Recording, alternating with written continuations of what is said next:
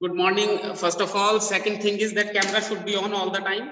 We should not waste our time in telling you कि camera on कर लीजिए बेटा, camera off कर लीजिए, है ना? That wastes a lot of time. First thing. Second thing is we are on chapter number 5. Students are still coming, so just let me make them attend the class. Then we have got this Gagandeep Singh.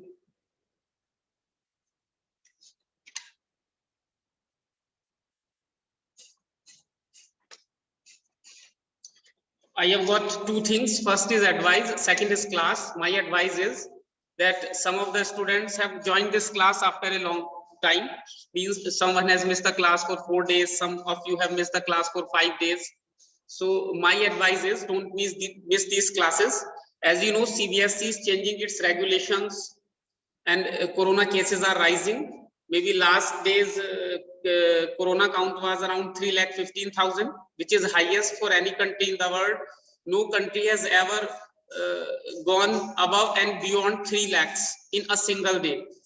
From China to America to Brazil, no country has recorded so many cases, and our doctors are saying that for the next 1 or 2 months these cases might go up and we may cross 5 lakh marks. Unfortunately, that is an unfortunate for any country, but still my point is all this has affected our study. CBSE is changing regulations. 10th के exam उन्होंने आपको पता है cancel कर दिए हैं, 12th की postpone कर दिए हैं. They are now asking us to hurry up the practical. पहले उन्होंने कहा था कि जून तक आप प्रैक्टिकल कंप्लीट करके भेज दें. अब वो कह रहे हैं कि जल्दी से जल्दी आपने प्रैक्टिकल कंप्लीट करके भेजने हैं. हालांकि हमारा स्कूल तो प्रैक्टिकल करा चुका. So the point is कि पॉलिसीज चेंज होती रहती हैं. अब we don't know where this corona will take us. So my advice is don't miss these classes. First thing. Second thing is that we will have our economics class daily from 9 AM to 9:40. Then at 9:50 your first lesson, who the students who are in 12th E and 12th F, उनका जो पहला lesson है वो 9:30 की जगह 9:50 पर start होगा. You will have 10 minutes in between. 9:40 पर तक I will finish this lesson. Then you can take a break. आप एक चाय का कप पी सकते हैं, कॉफी भी पी सकते हैं. 9:50 पर we will start another lesson. Means you will start another lesson. First thing. Second thing, be regular, be punctual in this class. Third thing is that we have completed students who have joined us after a long hiatus, long break, long period. You guys are so busy in other things. अभी भी कुछ बच्चों का camera off है. Jaskaran and Saksham, but I keep watching you from another device. This is my advice to you. Don't switch off your cameras. Okay? मैं एक side में mobile लगा के रख लेता हूँ जिससे मैं सिर्फ कैमरा ही चेक करता हूँ म्यूट करके अपनी डिवाइस. वो पार्टिसिपेंट्स में भी आपको दिखाई नहीं देगा, क्योंकि जैसे मैंने आपको बताया था मैं बहुत खतरनाक सा आदमी हूँ. इन्वेंशन करते रहता हूँ, चीजें देखता रहता हूँ टेक्नोलॉजी में. तो don't switch off your camera. Second thing. Now next thing is कि अगर आपने अभी भी पढ़ाई अच्छे से नहीं की है, आपको लग रहा है कि अभी तो हम 12th में आए हैं, अभी हम बड़े होंगे 12th में, यानी कि जुलाई अगस्त सितंबर तक जाएंगे, फिर हमारे पे प्रेशर आएगा दिसंबर में, फिर हम फिक्र करनी शुरू करेंगे कि कैसे तैयारी करनी है, कैसे पढ़ना है. That is a wrong step. That is a very wrong step. Okay, be regular, be punctual in these classes, prepare regular notes. We don't know what is in store, what is in future for us as students by CBSE. ठीक है, आपको regular अगर आप classes miss करेंगे तो आपको regular messages मिलते रहेंगे और बाद में फिर वही मैसेजेस मेरे लिए. देखो मैं कितना ईमानदार टीचर हूँ तुम लोगों के लिए. मैं क्या करूंगा इन फ्यूचर तुम्हें अभी बता रहा हूँ. मैं उन सभी मैसेजेस को कलेक्ट करके आपके पेरेंट्स को दिखा दूंगा कि मैंने आपको 10 बार 20 बार 30 बार 40 बार, मुझे कुछ नहीं करना, मुझे सिर्फ एक मैसेज मैंने बना रखा है, उसमें डेट चेंज करके उसे फॉरवर्ड करना होता है और इसके करने में मुझे 10 मिनट लगते हैं. 24 घंटे में ये काम मैं कभी भी कर सकता हूँ. आप सबके फोन नंबर मेरे पास है, तो वो बहुत सारे मैसेजेस जब इकट्ठे हो जाएंगे तो फिर आपके पेरेंट्स को आपने ही आंसर करना है. They are paying your fees regularly, they are spending on your education, so they expect you to be honest and to be regular in these classes. Okay, तो अभी अगर आपने चैप्टर नंबर 4 तक नहीं पढ़ा है, चैप्टर नंबर 4 तक आपको कोई भी प्रॉब्लम है, इसी वजह से मैंने उसके कंप्लीट नोट्स बनाकर आप लोगों के ग्रुप्स में फॉरवर्ड कर दिए हैं. आप वो नोट्स प्रिंट आउट भी ले सकते हैं. कोरोना का टाइम है, लिखने में प्रॉब्लम होती है बच्चों को, आप उन नोट्स के प्रिंट आउट लेकर अपनी कॉपी में पेस्ट कर सकते हैं। सेकंड थिंग, आज आपको एक वर्कशीट मिलेगी चैप्टर नंबर 1 की, वो वर्कशीट आपने दूसरी नोटबुक में करनी है। जो बच्चों ने क्लासेस अटेंड की हैं, ये हमने बात की हुई है कि 2 नोटबुक बनानी है इकोनॉमिक्स की, एक में रेगुलर नोट्स बनेंगे, दूसरी में वर्कशीट बनेगी। तो जो मैं आज आपको वर्कशीट भेजूंगा वो आपने दूसरी जो आपकी नोटबुक है उसमें वो वर्कशीट लगानी है। अब हम आज से अब काम की बात शुरू करते हैं। It is 9:15, I take just 30 minutes. I usually take 30 minutes और 25 minutes in the class. So we are talking about money. In the last class, मैं उसका रिकैप कर देता हूं, we discussed that before money there was a system which was known as barter exchange. What is barter exchange? Barter exchange refers to the system when goods were exchanged for goods. मेरे पास ये mobile है, ये mobile आपको चाहिए, mobile तो वैसे आजकल सभी को चाहता है, ये मोबाइल आपको चाहिए, और आपके पास एक लैपटॉप है, वो लैपटॉप मुझे चाहिए। मैं आपको मोबाइल दे दूंगा, आप मुझे लैपटॉप दे देंगे, हम दोनों की वांट सेटिस्फाई हो गई। इसे हम इकोनॉमिक्स की लैंग्वेज में बोलते हैं डबल कोइंसिडेंस ऑफ वांट। इसे हम बोलते हैं डबल कोइंसिडेंस ऑफ वांट। लेकिन आप प्रैक्टिकली सोचिए, एक दिन में आप और हम कितनी गुड्स एंड सर्विसेज को यूज करते हैं, कितनी सारी गुड्स एंड सर्विसेज होते हैं जो हम एक दिन में यूज करते हैं। तो एक लेवल तक तो ये डबल कोइंसिडेंस ऑफ वांट चलता रहेगा, बट व्हाट देन उसके बाद क्या होगा? उसके बाद जब सपोज कर लिए मुझे एक दिन में 10 चीजें चाहिए, तो यानी कि मुझे 10 ऐसे लोग ढूंढने पड़ेंगे, मैं उन्हें जो दूंगा वो उन्हें चाहिए होगा, और जो मुझे चाहिए होगा वो उन लोगों के पास होगा। तो it is practically impossible. So then philosophers और the thinkers of that particular society think और थॉट। मनदीप कौर, आपका कैमरा स्विच ऑफ है। तो then those peoples started to think कि अब हमें क्या करना चाहिए। तो उन्होंने कहा कि कोई एक ऐसी चीज होनी चाहिए, और अगर आप थोड़ा सा ध्यान से देखें तो यही आज जो आप मनी जो यूज करते हैं, जो हम पैसा करते हैं, हम तो पैसे पे नहीं मरते हैं, हम तो सब पढ़ने वाले बच्चे हैं, जो मरता होगा वो मरता होगा। तो ये जो मनी करते हैं बेटा, इसका मनी का मेन फंक्शन क्या है? थोड़ा सा दिमाग पे जोर डालो। Why it is money? ये मैंने परसों भी लेसन में पूछा था, why money is money, what makes money money, ऐसे मैंने क्वेश्चन पूछा था कि मनी को क्या मनी बनाता है। दो चीजें होती हैं, first is medium of exchange.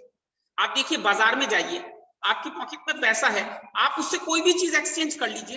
आपको मास्क चाहिए, मास्क भी आजकल सबको चाहिए, मास्क चाहिए, आपको मोबाइल चाहिए, आपको पेपर चाहिए, आपको ये माउस चाहिए, आपको कुछ भी चाहिए, आप पैसा दीजिए और ले लीजिए। मींस अगर हम सोचें तो हम हर चीज को एक्सचेंज कर रहे हैं मनी के साथ। तो मनी का पहला फंक्शन होता है medium of exchange.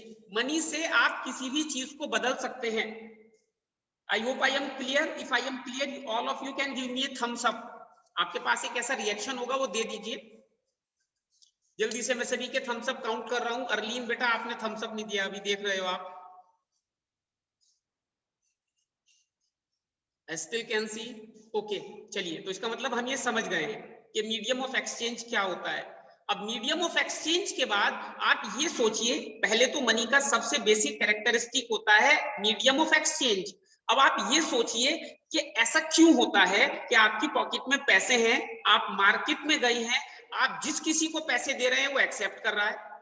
अरुमन, your camera switch off. Why is it happening? आप जिस किसी को पैसे दे रहे हैं वो पैसे ले रहा है, मना ही नहीं कर रहा। वो ये कह ही नहीं रहा कि नहीं मैं पैसे नहीं लूंगा, मैं तो आपकी शर्ट लूंगा, या मतलब शर्ट पे ही रुक जाते हैं, है ना, या मैं तो कुछ और लूंगा। Why everybody is accepting money? अब ये दूसरी बात है, बताइए कौन आंसर करेगा? You can raise your hand except the students who have discussed this already. Why everybody accepts money? सोचिए, आज मेरी जेब में पैसे नहीं है, कल थे, मैंने दिखाए भी थे आप लोगों को, आप लोगों ने देख ही रखे होंगे, आप में से बहुतों के पॉकेट में होंगे भी, अभी मैं निकलवाऊंगा किसी की पॉकेट में से। लेकिन why everybody accepts money? Anybody can answer, you can raise your hand. आपका आंसर गलत भी हो सकता है,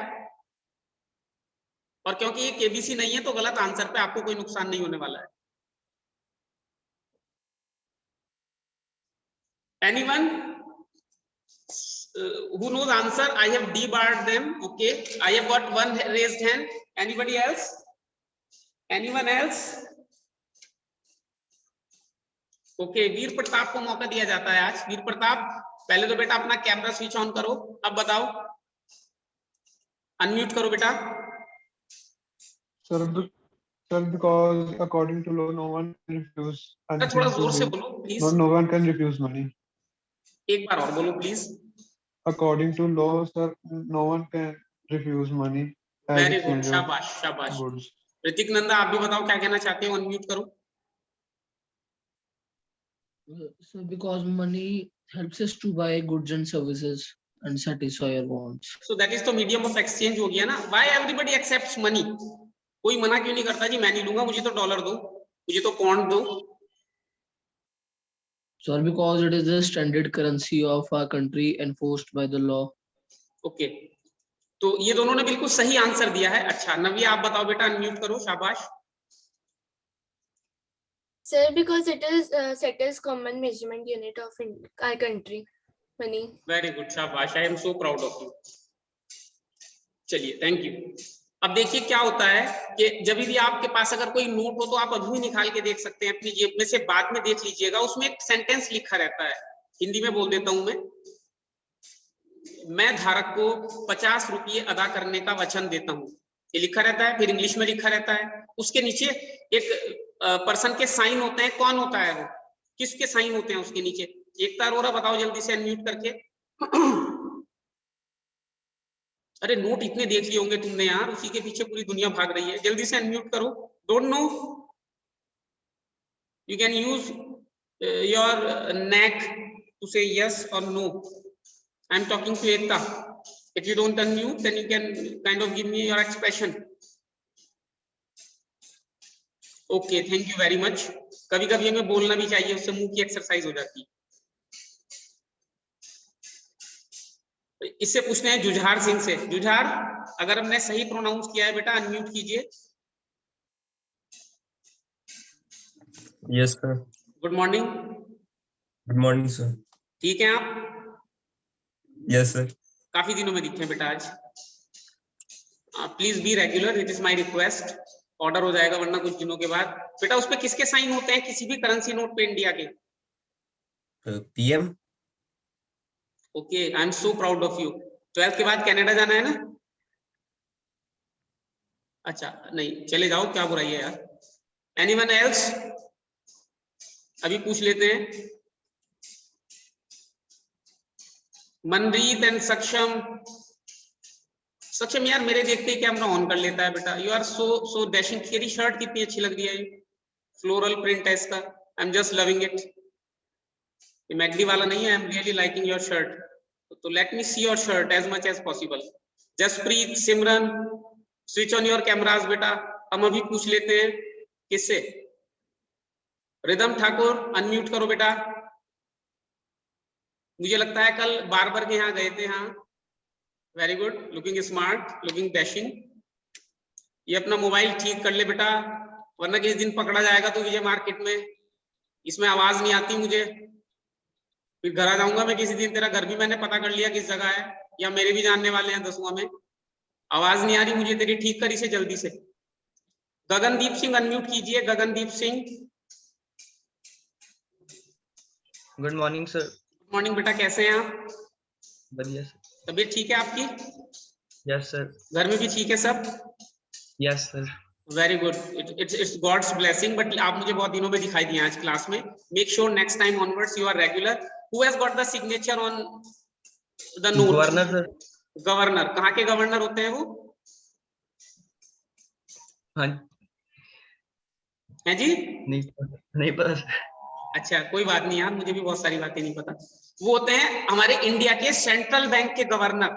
आरबीआई इंडिया का सेंट्रल बैंक है, उसके गवर्नर होते हैं। फिलहाल कौन गवर्नर है हम प्रियांशी से पूछते हैं। Priyanshi unmute yourself. She is a very good girl. Sir, I don't know. Very good. ये नाम है उनका, है आपको नहीं पता है?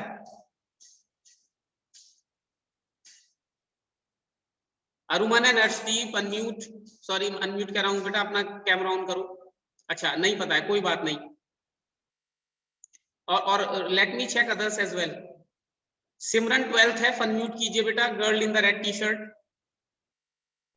Good morning Good morning, sir. बेटा। Who is the governor of RBI now? पता नहीं। अच्छा, आपने हिंदी में बताया वैसे, उसने इंग्लिश में कहा था, कोई बात नहीं बेटा। लेकिन आप 12th कॉमर्स में हो और 12th कॉमर्स के स्टूडेंट को अगर आरबीआई के गवर्नर का नाम नहीं पता तो ऐसे है जैसे हमें देश के प्रधानमंत्री का नाम नहीं पता या मुख्यमंत्री का नाम नहीं पता, really, because we are commerce students and RBI is the central institution for us. अच्छा, वीर प्रताप से पूछते हैं। वीर प्रताप, अनम्यूट करके बताओ। सर शक्तिकांत दास। मिस्टर लगाओ यार, कितने बड़े हैं तुम्हारे से। Mister Shaktikanta Das is the present governor of RBI. ठीक है, उनके साइन मिलेंगे आपको। उससे पहले अरिजीत पटेल थे, उससे पहले दूसरे थे, उससे पहले तीसरे थे। तो आरबीआई की जो करेंसी, इंडिया की जो करेंसी होती है, वो आरबीआई प्रिंट करता है, इशू करता है, गवर्नमेंट का रिप्रेजेंटेटिव होता है। गवर्नमेंट, जैसे अभी किसी बच्चे ने कहा कि प्राइम मिनिस्टर के साइन होते हैं, उसका अपना गैस था कि भाई सबसे बड़ी पावर वही है, उसके साइन होते होंगे। लेकिन करेंसी और फाइनेंस से रिलेटेड जितना भी काम है वो गवर्नमेंट के लिए आरबीआई करता है। तो आरबीआई के गवर्नर के साइन होते हैं। उस पर गवर्नर के साइन का क्या मतलब है? That is the guarantee by the government to the bearer of that note. Bearer तो आप समझते होंगे, बियरर ऑफ चेक, ये वर्ड आपने सुना होगा। तो जो कोई उस नोट को रखता है, उस नोट को गवर्नमेंट की तरफ से गारंटी मिलती है कि ये नोट आपका एक्सेप्ट किया जाएगा। और एक जनरल नॉलेज की बात भी है, अगर कोई भी शॉपकीपर, कोई भी आदमी किसी भी पर्टिकुलर कंट्री में उस कंट्री की करेंसी को एक्सेप्ट नहीं करता है, तो इट इज क्या बोलते हैं उसे हम, अपराध है ये, इट इज अ क्राइम। अगर आप इंडिया में इंडियन करेंसी को एक्सेप्ट नहीं करेंगे तो आप क्राइम कर रहे हैं, क्योंकि उसमें गवर्नमेंट ने गारंटी दी है। चलिए, ये तो बात हो गई हमारी। तो दो बातें हैं। जो मनी है वो मनी का काम इसलिए करती है, पहली बात, it is medium of exchange. और उसे मीडियम ऑफ एक्सचेंज कौन बनाता है? गवर्नमेंट गारंटी, सोवराइन गारंटी जिसे हम बोलते हैं। इतना क्लियर है अब आपको? अब आपको ये पता लग गया, other than other students, other peoples in Dasuya, कि भाई करेंसी का मेन पर्पस, उसके काम करने का मेन तरीका क्या होता है और उसका मेन काम क्या होता है। ठीक है, और धीरे धीरे इवोल्यूशन होता रहा। जैसे जैसे सोसाइटी थी वैसे वैसे मनी के डिफरेंट फॉर्म रहे। हम सबको पता है, आपने पुरानी, आप लोग तो खैर नहीं देखते होंगे सीरियल वगैरह, पिक्चर वगैरह, मैं आपको अभी बता देता हूँ वैसे ही। पहले करेंसी में क्या हुआ करते थे? सिक्के हुआ करते थे, जिसे मेटेलिक मनी बोलते हैं। मेटेलिक मनी के बाद paper money I, paper money के बाद ये प्लास्टिक मनी आ गई, प्लास्टिक मनी के बाद डिजिटल मनी आ गई, और अब उसके ऊपर, जिसे आप लोगों ने सुना जरूर होगा, भले हम लोगों ने अभी यूज नहीं किया है, which is known as bitcoin, Ethereum, Doge coin, ये सब कॉइन्स चल रही हैं। हालांकि वो कॉइन्स नहीं है, that's all together a different thing, लेकिन क्योंकि वो मनी का काम करती हैं तो it should sound like money. Bitcoin, उन्होंने इसका क्यों नाम दिया? बिट कंप्यूटर से लिया, कॉइन करेंसी से लिया, तो कंप्यूटराइज्ड करेंसी को उन्होंने बिटकॉइन नाम रखा। This is just a marketing strategy, it is just an strategy कि लोग रिलेट करें, क्योंकि हमारा जो ब्रेन है उसका एक पार्ट अनकॉन्शियसली रेगुलर वर्क करता रहता है, ये आपको पहले से ही पता होगा। ठीक है बेटा, अब इतना तो हमने पढ़ लिया। अब मैं दो नई बातें आज आपसे करने वाला हूं, दो नए वर्ड हम करने वाले हैं आज डिस्कस। सपोज कर लीजिए किसी के पास, आप में से किसी के भी पास कोई 50 रुपीज का, 100 रुपीज का, 500 रुपीज का नोट होगा। तो वो नोट किस चीज से बना होता है? वो नोट बना होता है पेपर से। ठीक है, वो हो गई उसकी फेस वैल्यू। वो क्या हो गई? उसकी फेस वैल्यू। 500 का नोट 500 में चलेगा, उस पे लिखा हुआ है 500, वो उसकी फेस वैल्यू हो गई। और एक, अब ध्यान से सुनिएगा दूसरी बात, ये आपको हायर क्लासेस में भी काम आएगी अगर आप कॉमर्स में, अकाउंटेंसी में या इकोनॉमिक्स में जाएंगे। सेकंड होता है इंट्रिंसिक वैल्यू। इंट्रिंसिक वैल्यू क्या होती है कि सपोज कर लीजिए मैं ये पेन 10 रुपीज का परचेज करता हूं, 10 रुपीज हो गई इसकी फेस वैल्यू, लेकिन ये पेन बना कितने का होगा? इसमें कितने की प्लास्टिक लगी होगी, कितने की इंक लगी होगी, कितने की निब लगी होगी, कितने का ये इसका हैंडल बना होगा। अगर मैं उसकी एक्चुअल वैल्यू को देखूं, वो हो जाती है इंट्रिंसिक वैल्यू। समझ रहे हैं? तो एक नोट में कागज लगा होता है, कितना ही महंगा कागज हो, कितने का आया होगा? 5 रुपीज का, 10 रुपीज का। तो वो जो 500 का नोट है उसमें 10 रुपए का कागज लगा होगा, 50 पैसे की इंक लगी होगी, 50 पैसे की मशीन मान लेते हैं, 50 पैसे की बिजली मान लेते हैं। तो वो जो नोट है उसकी इंट्रिंसिक वैल्यू कितनी हुई? 12 रुपीज। और चल कितने में रहा है? 500 रुपीज में। दोनों का डिफरेंस समझ गए? फेस वैल्यू जितने की उसकी मार्केट में, सोसाइटी में एक्चुअल एक्सेप्टेबिलिटी है, इंट्रिंसिक वैल्यू जितनी उसकी रियल वैल्यू है, उसके इनपुट्स की रियल वैल्यू है, that is intrinsic value. Clear है? अगर किसी को नहीं है तो you can raise your hand. Face value, unmute करो बेटा वीर प्रताप। कौन सा पार्ट नहीं समझे आप? डुप्लीकेट नोट और ओरिजिनल नोट में क्या फर्क, कैसे बदल पेपर से बेटा हम सब तो ओरिजिनल आदमी है, प्योर आदमी है, ना डुप्लीकेट आदमी है, ना डुप्लीकेट चीजों की बात करते हैं। फिर भी मैं आपको लास्ट में बता देता हूँ, लास्ट में बताऊंगा लेसन के। फिलहाल फेस वैल्यू और इंट्रिंसिक वैल्यू की बात करते हैं। फेस वैल्यू जितने का वो मार्केट में चलता है, ऐसा आम लैंग्वेज में बोल सकते हैं। इंट्रिंसिक वैल्यू, दिया कानून को, अर्शदीप सिंह, बेटा आपका कैमरा स्विच ऑफ है। ये ना बीच में फ्लो खराब हो जाता है, फिर पढ़ाई का ऐसा मत किया करो। Jaskaran Preet, Manreet, don't do like this, okay. चलिए बेटा, तो फेस वैल्यू और इंट्रिंसिक वैल्यू दो चीजें होती हैं। फेस वैल्यू जितने का वो मार्केट में चलता है, इंट्रिंसिक वैल्यू मैं बिल्कुल सिंपल कहूंगा आपसे, आपको हमेशा याद रहेगा, जितने का वो बना है, जितने का वो बना है। सपोज कर लीजिए, अच्छा पहले क्या होता था, जब हमारे पहले मेटेलिक कॉइन हुआ करते थे, सोने के चांदी के सिक्के हुआ करते थे, तो उसकी फेस वैल्यू और इंट्रिंसिक वैल्यू सेम होती थी। और अब जो हमारे पास पेपर करेंसी है, उसकी फेस वैल्यू और इंट्रिंसिक वैल्यू दोनों डिफरेंट होती है। इसमें अगर किसी को कोई डाउट है तो पूछ लीजिए, जितना हमने भी बात की है, आप नहीं समझे हैं आप पूछ सकते हैं। मेटेलिक मनी में फेस वैल्यू और इंट्रिंसिक वैल्यू सेम होती थी, पेपर करेंसी में फेस वैल्यू और इंट्रिंसिक वैल्यू डिफरेंट होती है। Is it clear to everyone? तीसरी बात करते हैं, एक बहुत फेमस पर्सनैलिटी है फाइनेंस के फील्ड में, उनका नाम है वॉरेन बफेट। सुना है किसी ने नाम? Warren Buffett, WARREN then BUFFET, Warren Buffett. नहीं सुना है हमने? अच्छा, अगर आपने सुना है तो आप थम्स अप कर सकते हैं, नहीं सुना है तो कोई बात नहीं है। And why I'm discussing you? Okay, why am I discussing you? Because आप कॉमर्स के स्टूडेंट हैं, ये आपको इतना बेटा पता होना चाहिए। ये ABCD की तरह होता है, जैसे इंग्लिश सीखते हैं तो ABCD होता है, मैथ सीखते हैं 1 2 3 4 होता है। इकोनॉमिक्स में RBI क्या होता है, उसके गवर्नर कौन है, वर्ल्ड के फेमस इन्वेस्टर्स कौन है, एक्सचेंजेस कौन से हैं, ये सब चीजें हमारी ABCD की तरह होती है। आप किसी भी हायर क्लास में जाएंगे तो आपको पता होना चाहिए। Who is Warren Buffett? हम गुरदीप सिंह से पूछ लेते हैं, कहाँ गए गुरदीप सिंह? अनम्यूट की करके बताओ बेटा। Good morning sir. Good morning बेटा। सर वैसे ही नाम सुना था sir, one of the richest person in the world. हाँ एग्जैक्टली सही सुना था आपने। He is one of the richest persons in the world. कई साल तक वो दुनिया के सबसे रिचेस्ट पर्सन थे। बिल गेट्स, कभी बिल गेट्स रिचेस्ट बन जाते थे, कभी वॉरेन बफेट रिचेस्ट बन जाते थे। ठीक है, और मैं ये बात आपसे क्यों पूछ रहा हूँ, क्यों बता रहा हूँ? क्योंकि Warren Buffett was not a industrialist, वो कुछ नहीं थे। He was son of a bank clerk. उनके फादर बैंक में क्लर्क करते थे, फिर इधर उधर भी जॉब करने लगे। Her mother was a house lady.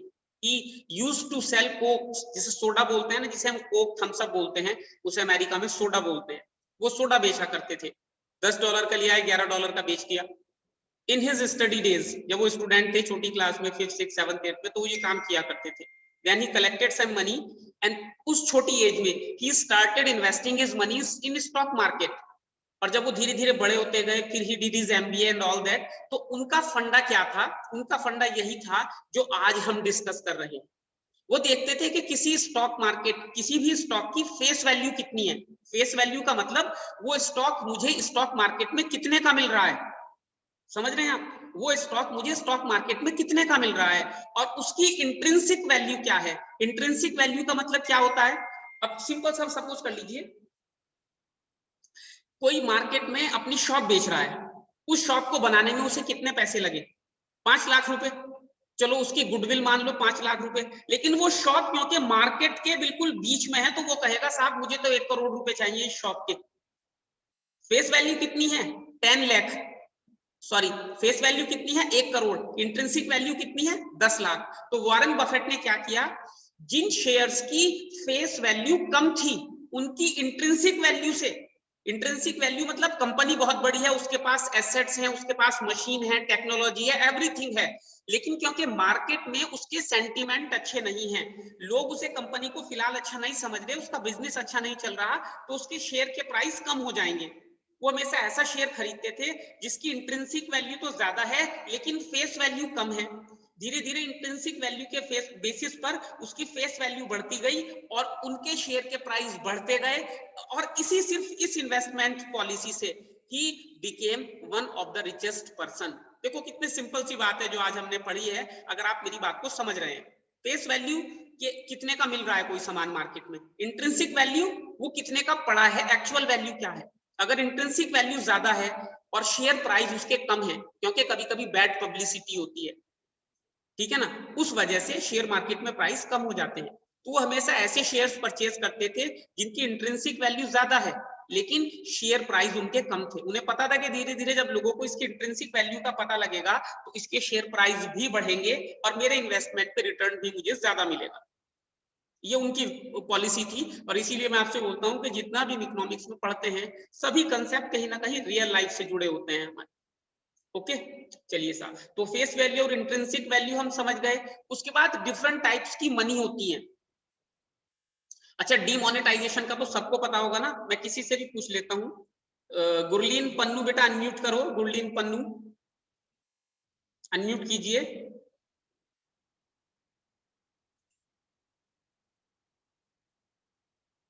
Good morning. Morning sir. बेटा डीमोनेटाइजेशन का सुना था आपने?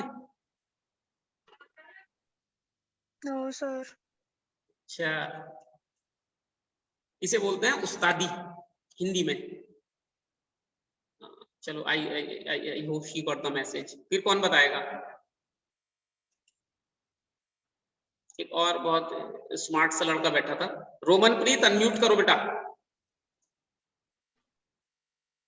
Good morning. Yes sir, good morning sir. बेटा सब ठीक है घर पे? हाँ जी सर। आपकी तबीयत ठीक है? हाँ जी सर। अच्छा अच्छा, तो आई hope I will be seeing you regularly in the class. बेटा डीमोनेटाइजेशन क्या था? नोटबंदी सर। हाँ, नोटबंदी। ये तो यार सबने सुना था, वो गुरलीन कह रही है नहीं सुना था मैंने। मुझे लग रहा है उनके पास डॉलर होंगे, नोट नहीं होंगे, तो उन्हें उसका पता ही नहीं लगा होगा, है ना। कोई बात नहीं, चलिए, होता है ऐसा कभी कभी। चलिए, तो अब जब डिमोनेटाइजेशन हुआ था तो डिमोनेटाइजेशन के बाद आरबीआई ने, मोदी जी ने वैसे तो, लेकिन काम तो आरबीआई का था, आरबीआई ने क्या कहा था? आरबीआई ने ये कहा था कि जितने भी आपके पास 500 या 1000 के नोट हैं वो 31 दिसंबर के बाद बेकार हो जाएंगे, उन्हें बैंक में जमा कराओ। जब आप बैंक में जमा करा लोगे, फिर ये उन्होंने कहा था कि इससे करप्शन दूर हो जाएगा, टेरर फंडिंग दूर हो जाएगी और बहुत अच्छी अच्छी चीजें हो जाएंगी। अब उससे क्या हुआ कि 100 से ज्यादा लोग मर गए, but will not be talking into politics. तो अब आरबीआई ने ये कहा कि हम नोट गिन रहे हैं, कितने नोट हैं हमने गिनने हैं सारे के सारे नोट। और जब उन्होंने सारे नोट गिन लिए तो उन्होंने कहा कि जितना पैसा था सर्कुलेशन में उसका 97% या 98% वापस जमा हो गया है बैंक्स में। अराउंड 13.92 लाख करोड़, 14 लाख करोड़ रुपए सर्कुलेशन में थे, हाउस होल्ड्स और फर्म्स के पास थे, वो वापस लोगों ने बैंकों में जमा करा दिए। तो पता लगा कि ब्लैक मनी तो कहीं भी नहीं थी, क्योंकि ब्लैक मनी होती तो वो लोग बैंक में जमा ना करते, बैंक में जमा ना करते तो जितने नोट आरबीआई ने छापे थे उतने नोट कम हो जाते।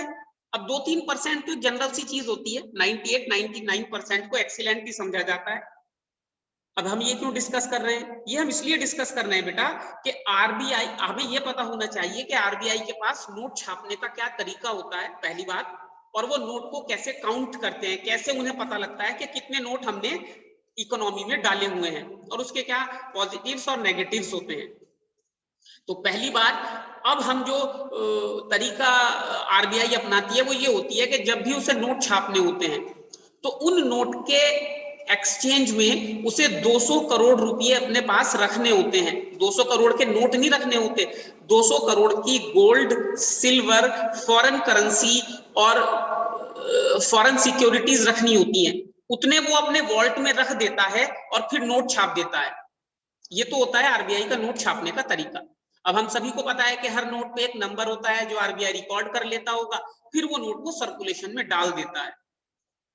लेकिन किसी पर्टिकुलर पॉइंट ऑफ टाइम पर आरबीआई को यह कैसे पता लगता है कि इस वक्त कितने नोट हैं, या नोट सर्कुलेशन का, जिसे हम इकोनॉमिक्स में मनी सप्लाई बोलते हैं, नोट सर्कुलेशन में आपको समझाने के लिए बता रहा हूं, उसे मेजर करने का क्या तरीका होता है। ये हमारा नेक्स्ट पॉइंट ऑफ डिस्कशन होगा, जो कि हम कल की क्लास में डिस्कस करेंगे। ठीक है बेटा, आपकी अटेंडेंस हो गई है, अटेंडेंस रेगुलर होती रहेगी। अगर आप क्लास में नहीं आएंगे तो इट मे हार्म यू, ये सिर्फ मेरी एडवाइस है आपको कि रेगुलरली क्लास में आते रहें। फर्स्ट 4 चैप्टर्स के नोट आपको मिल गए हैं, नोट्स मिल गए हैं। अब आपको वर्कशीट मिलेगी जो आपने दूसरी नोटबुक में उसके आंसर्स लिखने हैं। किसी के कोई क्वेश्चन है तो पूछ सकता है। वीर प्रताप का एक क्वेश्चन था बेटा, जल्दी से अनम्यूट करो वीर प्रताप, जल्दी से अनम्यूट करो। क्या क्वेश्चन था आपका, बताओ। पेपर से ही बनता है नोट, तो ओरिजिनल और डुप्लीकेट का कैसे पता चलता है? बेटा पेपर जो जिस पेपर से नोट बनता है, वो हमारा जो पेपर होता है वो उसके अंदर कुछ सिक्योरिटी साइंस होते हैं, और जो डुप्लीकेट पेपर होता है डुप्लीकेट होता है, बस इससे ज्यादा मैं क्या बताऊं। जैसे उसने कहा था, पता नहीं किसी सीरियल में, शायद बिग बॉस में कहा था, हमारा कुत्ता कुत्ता तुम्हारा कुत्ता टॉमी। तो ओरिजिनल होता है, डुप्लीकेट होता है ना, ये डिफरेंस होता है। वो सिक्योरिटी साइंस उसमें नहीं होते हैं जो सिक्योरिटी साइन ओरिजिनल पेपर में होते हैं। और रिदम ठाकुर बेटा आप माइक चेक कराओ अपने मोबाइल का, वरना किसी दिन मुझे आपको माइक चेक करना पड़ेगा, है ना। Thank you very much for joining this class. If still anybody has got any query, you can raise your hand and you can ask, please. I always think that you should ask 2-3 questions in the end of the class. Daily हमारी economics की class 9 बजे हुआ करेगी। I am not seeing any hands. Thank you very much. आप chapter number 5 तब तक आपने पढ़ लेना है। Thank you very much for joining this class. See you tomorrow, and you need to take care of you and your family as well. Thank you. Don't go out.